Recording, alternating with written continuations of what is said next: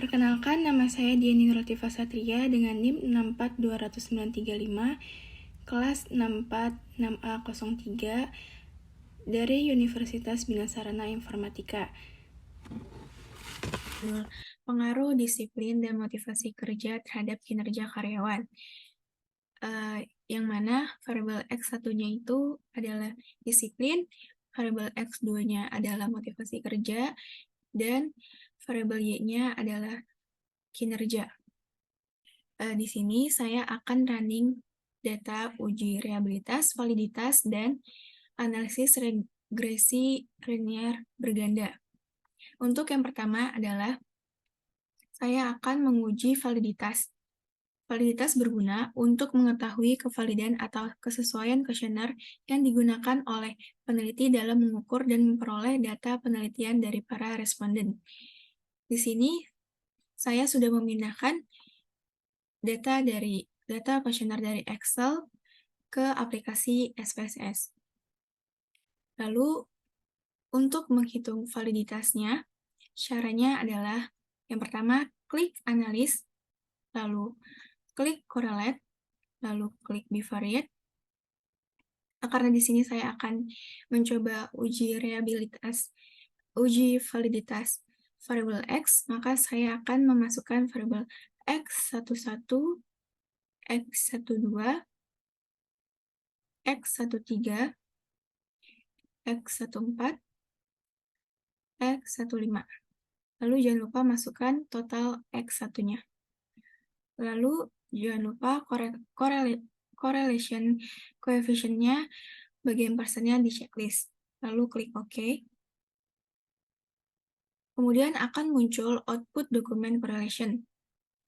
Dari sinilah kita bisa melihat valid atau tidaknya suatu item.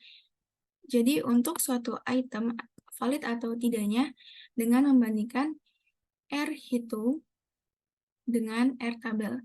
Di sini total respondennya adalah 35 orang, yang mana terdapat di R tabel untuk 35 orang adalah 0,334.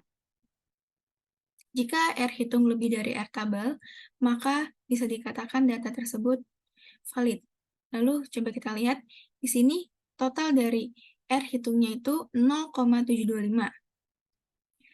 Yang mana R hitungnya lebih besar daripada R tabelnya 0,334, bisa dikatakan bahwa data tersebut valid, dan juga kita lihat X12-nya ini total dari R hitungnya itu 0,879, yang mana lebih besar daripada R tabel 0,334, lalu seterusnya.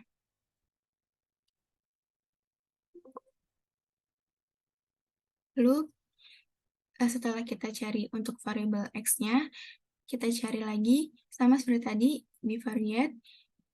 Tadi sudah kita cari variabel X-nya, X1-nya, lalu kita masukkan untuk variabel X2-nya. Masukkan X21, X22, X23, X24, X25, X26, X27, X28, X29, X210, X211, X212, dan yang terakhir X213. Jangan lupa masukkan total X2-nya. Lalu pastikan correlation coefficient-nya persennya terchecklist, lalu klik OK. Ini ada output correlation-nya. Sama seperti tadi, kita pastikan bahwa R hitungnya ini lebih besar daripada R tabelnya. Di sini R hitungnya jumlahnya 0,639, yang mana R hitungnya lebih besar daripada R tabelnya, yaitu 0,334. Lalu untuk S22-nya 0,619, yang mana lebih besar daripada 0,334. Lalu seterusnya seperti itu.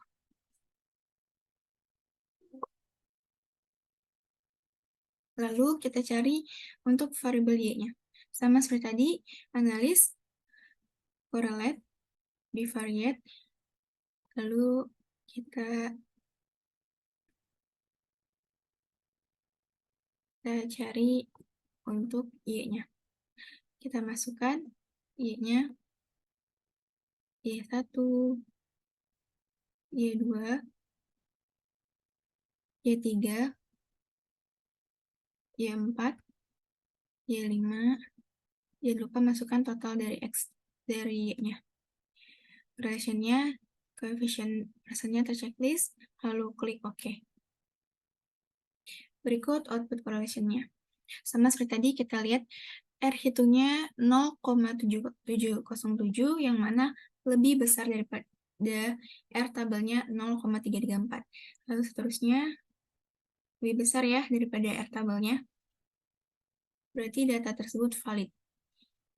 Lalu setelah kita coba uji validitasnya,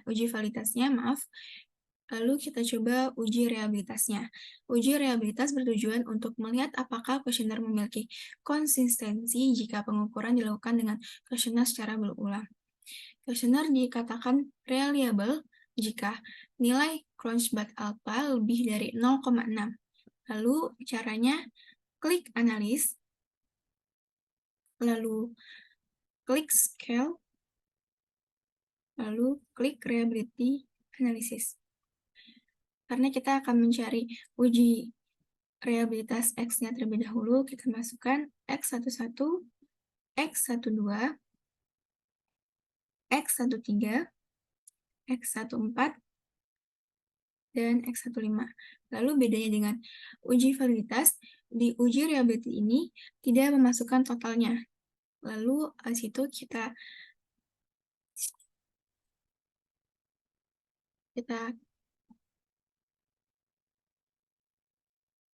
klik statistik,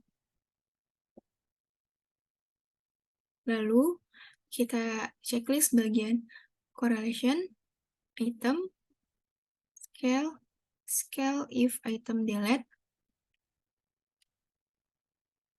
lalu kita klik continue, lalu kita klik OK. Nah, di sini sudah terdapat tabel reliability-nya.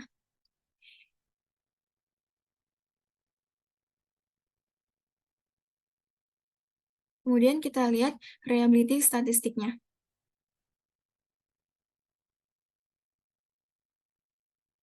Di sini kita bisa lihat Cronbach alpha-nya dan end of item. Karena di sini saya membuat kuesioner X1-nya terdapat 5 pernyataan, maka di sini end of item-nya terdapat 5. Jadi di sini Cronbach alpha-nya lebih besar daripada 0,6, dan maka bisa dipastikan jika data ini dikatakan reliable.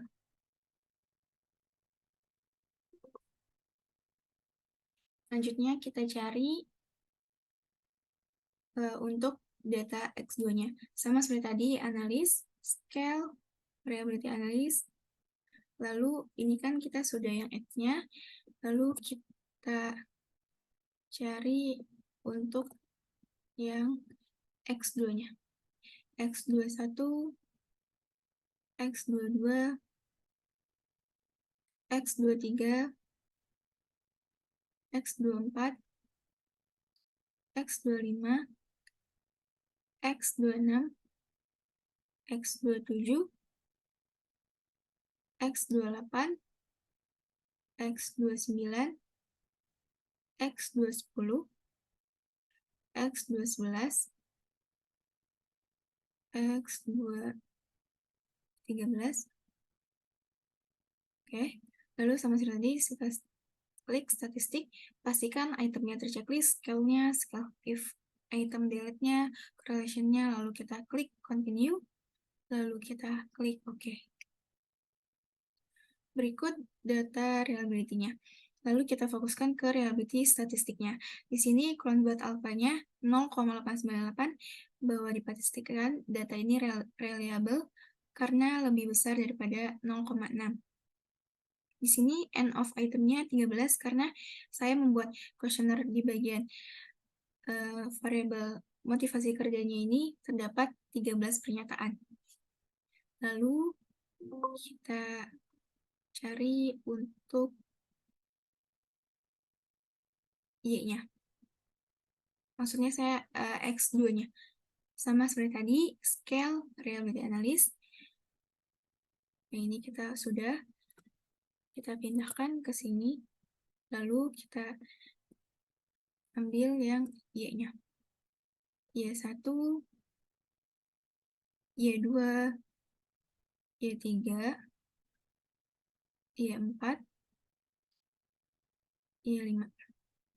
Sama seperti tadi, kita klik statistik, pastikan semuanya sudah terchecklist, lalu kita klik continue, lalu kita klik OK.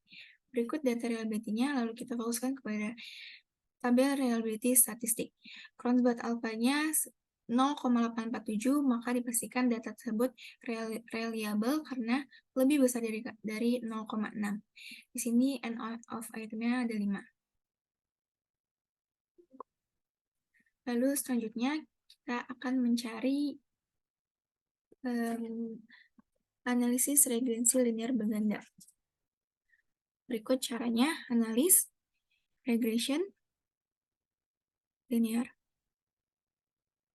Untuk dependennya kita masukkan Y, total Y,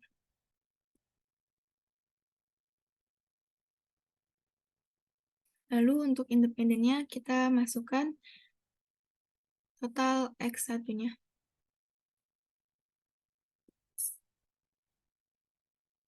Dan total X2-nya.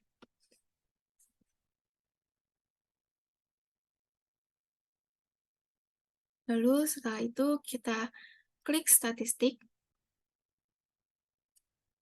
Lalu kita klik continue. Lalu kita klik plots. Kita pastikan ini sudah terchecklist sih. Lalu kita klik continue. Lalu kita klik save. Di sini kita klik residual di bagian unstandardized, standardized. Lalu kita klik continue. Lalu kita klik OK.